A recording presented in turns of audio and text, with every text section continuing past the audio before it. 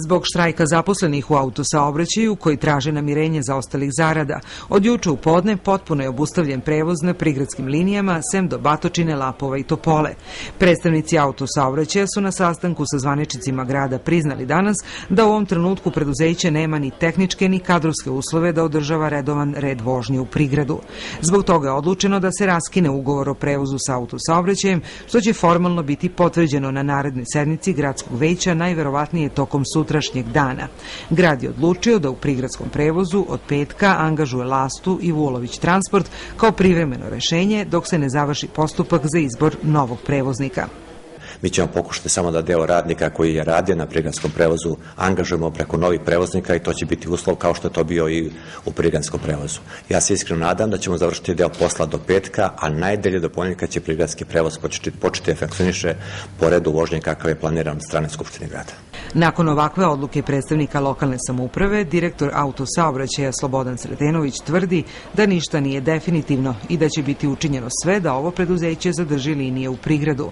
On je uveren da će uz pomoć kredita koji se traži od banki i države, stanje u preduzeću biti stabilizovano u narednih mesec dana.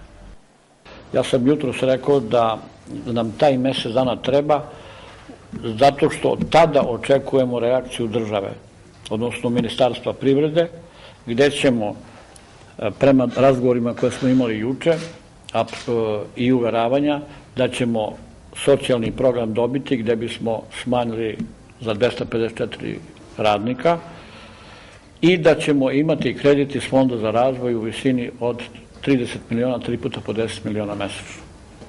U gradskoj upravi su ocenili da zbog veoma teškog stanja u autosaobraćaju ovaj prevoznik može da izgubi i međugradske linije.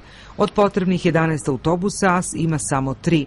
Predlažu da se ovaj problem rešava kroz angažovanje tehničkog partnera za posao sa autosaobraćajem, o čemu treba da se razgovara i u Ministarstvu privrede. Dogovorili smo se sutra zajedno, grad Kragujevac i poslovodstvo autosaobraćaja zajedno s ljudima sindikata, odemo ponovo u ministarstvo, da im objasnimo kakva je situacija, mada ja mislim da im je potpuno sve jasno oko toga, nego da ponudimo jednu varijantu da, mada to po zakonu nije dozvoljeno, da u ovom trenutku uvedemo partnera kao, da kažem, tehničkog partnera u posao sa autosaobraćajem, pre svega vezano za međugradske linije. U rukovodstvu autosaobraćaja kažu da je kriza nastala u poslednjih godinu i po dana zbog plaćanja 70 miliona dinara za kredite, plate radnika i sudske troškove po tužbama zaposlenih. Radnicima autosaobraćaja se duguje 9 zarada, 4 iz ove i 5 iz 2012. godine. 254 od 480 radnika očekuje od države socijalni program za dobrovoljni odlazak iz preduzeća.